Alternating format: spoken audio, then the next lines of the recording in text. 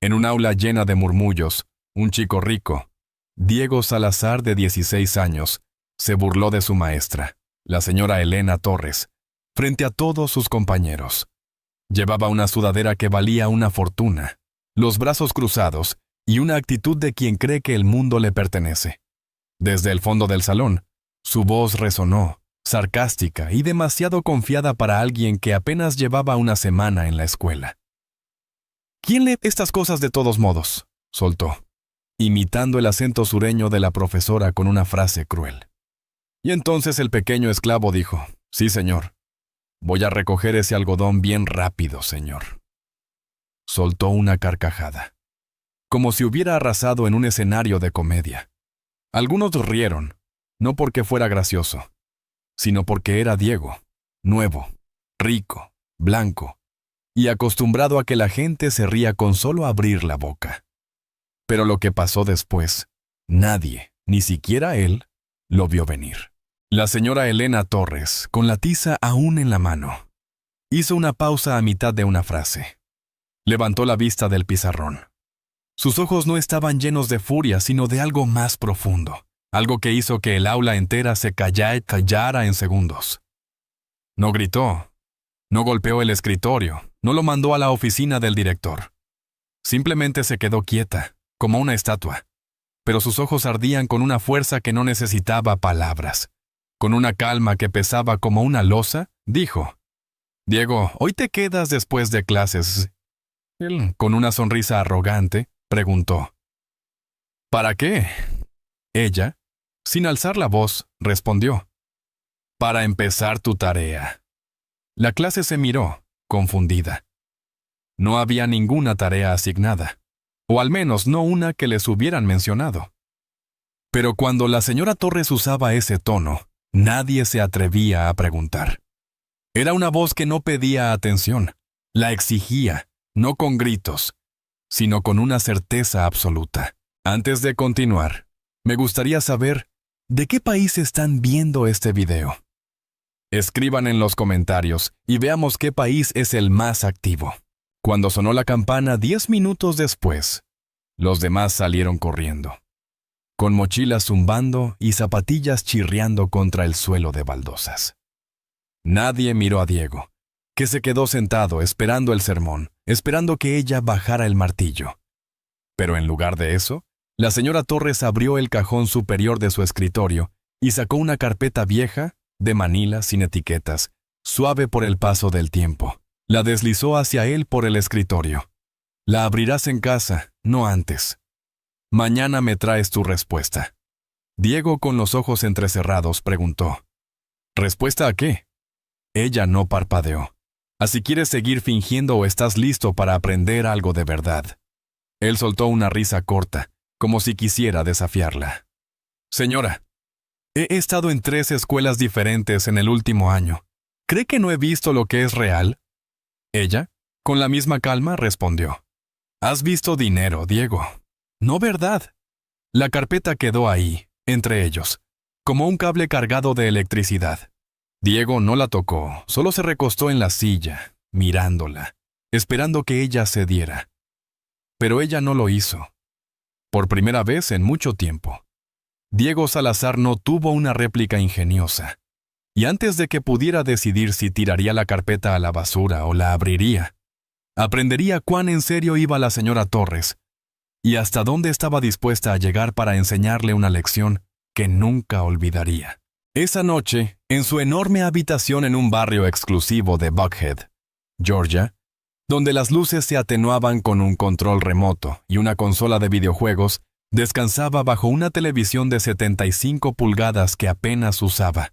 Diego arrojó la carpeta sobre su escritorio de mármol. Intentó ignorarla, navegó por su teléfono, vio medio video y lo silenció. Pero la carpeta seguía ahí, imperturbable, silenciosa, esperando. A medianoche, todavía despierto, comenzó a caminar de un lado a otro. No era miedo, o eso se decía a sí mismo. Era que no podía sacarse de la cabeza la cara de la señora Torres. Esa calma, esa confianza, la forma en que ni siquiera se inmutó cuando él se burló de ella. Había visto maestros llorar, gritar, ponerse rojos de frustración. Pero la señora Torres no sudó ni una gota, y eso lo irritaba. Al día siguiente, llegó temprano a la escuela. No para disculparse, ni siquiera para hablar. Quería observar, descifrar qué tipo de magia tenía esa mujer sobre el resto de la escuela, porque claramente la querían. Caminaba por los pasillos y los alumnos la saludaban como si fuera una celebridad. No por miedo, sino por respeto. Los estudiantes de último año le chocaban el puño. Los de primer año sonreían y saludaban con la mano. Y cada profesor que pasaba le daba un asentimiento, uno de verdad, no fingido. Diego se sentó al fondo de su clase, brazos cruzados, como siempre. Pero esta vez notó algo diferente. La señora Torres no solo estaba enseñando sobre las almas del pueblo negro de W.E.B. Du Bois. Hablaba de las personas detrás del libro, del contexto, de la historia, de la humanidad. Y los estudiantes estaban metidos en ello. Un chico, Javier, creía que se llamaba, se inclinaba hacia adelante, como si cada palabra fuera un tesoro. Fue entonces cuando Diego lo entendió. Esto no era solo una clase. Era el espacio de la señora Torres, sus reglas, su reino. Y, sin alzar la voz, ella lo manejaba como jefa. Se quedó después de clases otra vez, con la carpeta aún intacta en su mochila. La señora Torres no le preguntó por ella. En cambio, le entregó un sobre. Esto es el siguiente paso, si vas en serio. Diego, frustrado, replicó. Ni siquiera he abierto lo primero. Ella, sin inmutarse, dijo, esa es tu elección. Él puso los ojos en blanco. ¿Esto es un juego para usted? Ella lo miró directo a los ojos. No, Diego. Esto es trabajo. El tipo de trabajo que nunca has tenido que hacer porque personas como yo lo hicieron por ti. No había malicia en su voz, solo hechos crudos. Esa noche, Diego finalmente abrió la carpeta. Dentro, una foto en blanco y negro. Un hombre mayor, con un traje gastado, sentado en un banco de autobús. Debajo, un nombre. Don Manuel Rojas. En el reverso, una sola línea. Encuéntralo. Escucha. Sin teléfono, sin grabadora. Solo tú, un cuaderno y oídos que por fin estén abiertos. Pero Diego no estaba listo para lo que don Manuel Rojas le contaría, ni para cómo esas palabras lo golpearían más fuerte que cualquier castigo que hubiera enfrentado. El sábado, Diego no pidió que lo llevaran. Rechazó el conductor de su padre, el lujoso todoterreno negro mate, todo el confort al que estaba acostumbrado. Tomó un autobús público. Como decía la nota, tuvo que hacer 2 transbordos. La última parada lo dejó en las afueras de un barrio humilde, en el sur de Decatur, Georgia. No había tiendas elegantes, ni restaurantes de hamburguesas artesanales. Solo edificios cansados, letreros desvaídos, y aceras agrietadas como piel reseca bajo el sol. Caminó 3 calles hasta que encontró el banco de la foto. Ahí estaba, igual que en la imagen, don Manuel, de 84 años, con la piel como cuero, pero con unos ojos afilados, demasiado vivos para alguien que supuestamente estaba retirado. Diego se acercó, inseguro. «Señor Rojas». El anciano no se movió. «¿Eres el chico que mandó Elena?» Diego parpadeó. Sí, supongo». «No supongas, o es. Eres o no eres». Diego asintió. «Lo soy». Don Manuel finalmente lo miró. «Siéntate». Se sentó. No hubo charlas triviales, ni cortesías, solo silencio. Y el box. ¿Alguna vez te han llamado muchacho por un adulto que sabe tu nombre? Diego se encogió de hombros. No, la verdad. A mí sí, dijo don Manuel. 53 veces antes de cumplir 16. 38 de esas por hombres de uniforme. Diego no supo qué decir, así que no dijo nada. Marché con King una vez, continuó don Manuel, pero solo una. Me rompieron las costillas con un bastón de policía. Nunca volví a marchar. No significó que dejara de luchar, solo me hice más astuto. Empecé a organizar desde adentro. Diego, por primera vez, se inclinó hacia adelante, curioso. La señora Torres dijo que debería escuchar. Don Manuel soltó una sonrisa torcida. ¿Eso dijo? Esa mujer tiene más sentido en su dedo meñique que la mayoría en todo su cuerpo. La hiciste enojar, ¿verdad? Diego bajó la mirada. No pensé que haría algo al respecto, murmuró. Don Manuel soltó una risa lenta, rasposa. No tuvo que hacerlo. Me mandó a mí. Sacó un papel doblado de su abrigo, amarillo y delicado. Era un recorte de periódico antiguo. Adolescente local gana debate estatal. Exige incluir autores negros en el currículo. La foto era borrosa, pero no había duda. Era Elena, de 17 años, con gafas gruesas y una mirada seria. Ella lleva peleando por esto más tiempo que tú existiendo, muchacho. Diego pasó los dedos por el papel con cuidado, como si fuera algo sagrado. Es distinta, dijo en voz baja. No, corrigió don Manuel. Tú estás acostumbrado a maestros que te dejan salírtela con la tuya. Hablaron casi 2 horas. Don Manuel contó cómo despidieron a su madre por alzar la voz en una reunión de padres, cómo caminaba 5 millas al colegio para negros porque el autobús no paraba para ellos, cómo sonaban las cadenas de metal en las celdas donde él y otros 50 fueron encerrados por sentarse en un mostrador de comida. La historia, dijo, no es algo que memorizas para un examen. Es algo que cargas en la espalda, en la sangre, quieras o no. Cuando Diego se fue, la carpeta pesaba más en sus manos. El lunes, entró al aula temprano. La señora Torres ya escribía en el pizarrón. Diego colocó el recorte de don Manuel en su escritorio, con suavidad, como si fuera frágil. Ella se dio vuelta, lo miró, asintió. No dijo nada. Él tomó su asiento. Cuando sonó la campana, ella comenzó la clase como si nada hubiera pasado. Pero en el pupitre de Diego había un sobre nuevo, más pequeño, con una sola inscripción. Instituto de Derechos Civiles, Birmingham, Alabama, sábado a las 10:30 de la mañana. Esto no sería una charla en un banco. Lo que Diego estaba a punto de enfrentar lo sacudiría de maneras que no podía imaginar, y derribaría muros que ni siquiera sabía que había construido. Diego apenas habló durante las 3 horas de viaje a Birmingham. Su padre ofreció el jet privado, incluso el auto de lujo. Diego dijo que no. Tomó un autobús Greyhound. Quería silencio, distancia, y tal vez, en el fondo, no quería ser visto. Llegó justo después de las 10, con el sol ya quemando los escalones de piedra del Instituto de Derechos Civiles de Birmingham. Un guardia de seguridad lo dirigió a una entrada lateral. Alguien claramente lo estaba esperando. Adentro, el aire era fresco, silencioso, pesado.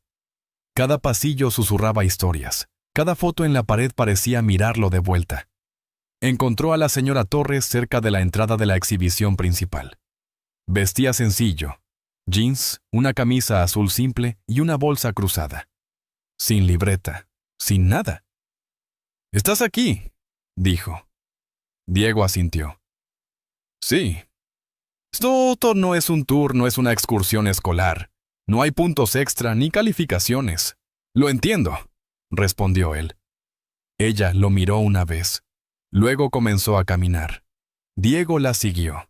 Pasaron por la puerta original de la cárcel de Birmingham, la que encerró a Martin Luther King cuando escribió su carta desde una cárcel de Birmingham. El aire se sentía denso. Se detuvieron frente a una vitrina con un zapato quemado, pequeño, de niña. La señora Torres no dijo nada. Diego leyó la placa. Pertenecía a Ana María Gómez, una de las 4 niñas asesinadas en el atentado de la Iglesia Bautista de la calle 16 el 15 de septiembre de 1963. Miró el zapato. No porque fuera impactante, sino porque era pequeño, de niña, roto en la suela, cubierto de hollín. No parecía algo que debiera cargar tanto dolor, pero lo hacía. ¿Cuántos años tenía? Preguntó en voz baja. 14, respondió ella. Diego apartó la mirada. Siguieron adelante, más vitrinas, más nombres. Emilio Till, Violeta Liuzzo, Medgar Evers, Bayard Rustin. Cada nombre venía con una foto, una voz, un cuerpo, una historia. De esto te burlaste, dijo la señora Torres. No con dureza, no con enojo, solo con honestidad. Diego sintió un nudo en la garganta. No lo sabía, murmuró. No quisiste saberlo, corrigió ella. Entraron en la galería del movimiento, con paredes llenas de imágenes de mangueras de bomberos golpeando multitudes, perros policiales atacando, manifestantes tirados en el suelo, sangre en el pavimento. Luego, un video. Una mujer mayor, negra, hablando a la cámara. Contó cómo intentó inscribir a su hijo en una escuela blanca en 1961, cómo caminó entre multitudes que la insultaban, cómo sostuvo la mano de su hijo mientras la escupían. Diego se volvió hacia la señora Torres. ¿Esa eras tú? Ella asintió. ¿Por qué no lo contaste en clase? Porque no necesitan mi trauma para entender la verdad. Pero tú sí. Se quedaron en silencio. Por primera vez desde que llegó a esa escuela, Diego no estaba actuando. No era sarcástico. No estaba desconectado. Estaba escuchando. Ella le dio un cuaderno pequeño, en blanco, con líneas. ¿Qué es esto? Empieza a escribir. Todo. Reacciones, preguntas, mentiras que te has creído, cosas que nunca cuestionaste hasta ahora. Él lo tomó, como si pudiera romperse. Nunca he hecho esto. Por eso debes hacerlo, dijo ella. Se sentaron en el patio después, sin hablar.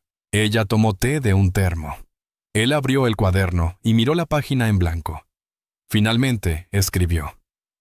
Pensaba que la historia era aburrida porque no era sobre mí, pero tal vez siempre lo fue. Y yo no quería ver cómo. Luego escribió. Quizás siempre lo fue, solo que no quería verlo. No se lo mostró, no aún. En el viaje de regreso, Diego miró por la ventana del autobús, no a su teléfono, no a su reflejo, sino al mundo, que ahora parecía diferente. Un grafiti en un puente, un mural de Juan Luis en una pared, un letrero con un nombre que nunca había notado. Abrió el cuaderno otra vez y escribió 3 páginas más antes de que el autobús saliera de Alabama. El lunes entró al aula 5 minutos antes. Pidió leer algo en voz alta. El salón se quedó en silencio. Incluso la señora Torres la dio la cabeza, curiosa. Diego se puso de pie, sacó su cuaderno y leyó. Creía que era mejor que las personas de las historias en nuestros libros porque tenía dinero, porque tenía opciones. Pero ahora veo que ellos no necesitaban dinero. Ellos eran la lección, y yo era demasiado orgulloso para aprenderla. Nadie dijo una palabra, no porque no les importara, sino porque, por primera vez, a Diego sí le importaba, pero no había terminado. Lo que diría después, frente a toda la clase, transformaría ese silencio en algo inolvidable. El viernes por la mañana, el aula de la señora Torres estaba llena antes de que sonara la primera campana. La noticia se había corrido. Incluso estudiantes que no estaban en su clase llegaron temprano, apoyados contra la pared trasera, susurrando. Todos habían oído lo que Diego Salazar estaba a punto de hacer. Él se puso de pie al frente, con una hoja doblada en una mano y su cuaderno en la otra. Sin diapositivas, sin introducción elegante, solo él, frente a personas que hace una semana no esperaban nada de él más que un comentario sarcástico. Se aclaró la garganta. No escribí un ensayo, dijo. Escribí algo más.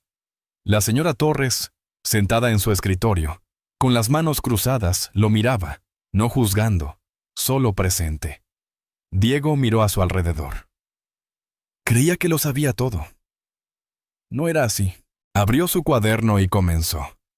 Cuando llegué a esta escuela pensé que les estaba haciendo un favor. Creí que la escuela pública significaba fácil, maestros blandos, bromas que no me sacarían expulsado otra vez. Pero luego conocí a la señora Torres. Ella no gritó, no me castigó. Me invitó, me dio la oportunidad de escuchar voces que había ignorado, personas con las que nunca habrían hablado, historias que no me habría molestado en aprender. Don Manuel Rojas me miró a los ojos y me contó del día que dejó de marchar porque un bastón policial le rompió las costillas. Me dijo, esto es la historia, no la que está en los libros, la que vivimos, la que sangramos. En el Instituto de Derechos Civiles, vi un zapato quemado de una niña llamada Ana María. Tenía 14 años. Y entendí algo.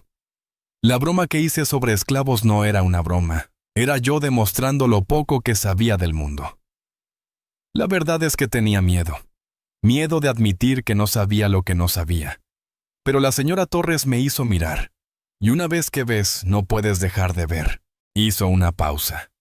El aula estaba inmóvil, incluso los más ruidosos estaban callados. Diego levantó la vista de la página. Creía que el poder era ser más ruidoso que los demás, pero no lo es. El verdadero poder es escuchar y dejar que te cambie. Dobló la hoja, la guardó en el cuaderno y se sentó. Nadie aplaudió, no porque no les importara, sino porque no estaban listos para romper el momento. La señora Torres se levantó, caminó lentamente al frente, miró a la clase, no a él.